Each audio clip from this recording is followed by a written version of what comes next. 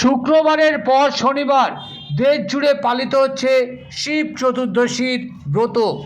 দেগঙ্গার বিভিন্ন শিব মন্দিরে তা ব্যতিক্রমী নয়। সকাল থেকে দেগঙ্গার চট্টলপল্লী কালী মন্দিরে ভক্তের ভিড় পরিলক্ষিত হলো।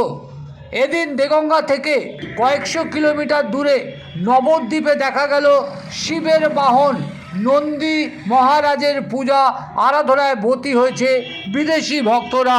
চলছে ভক্তি ভরে মহেশ্বরের বাহন নন্দীর পূজাপাঠ, আরতি ও ভক্তিগীতি।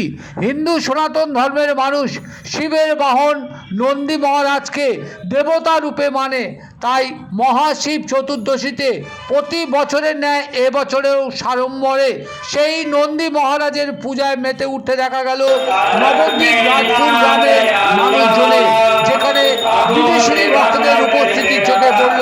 দেখুন সেই ছবি, কিভাবে শিবের বাহন নন্দী মহারাজের পূজায় একেবারে মেতে উঠেছে বিদেশি ভক্তরা।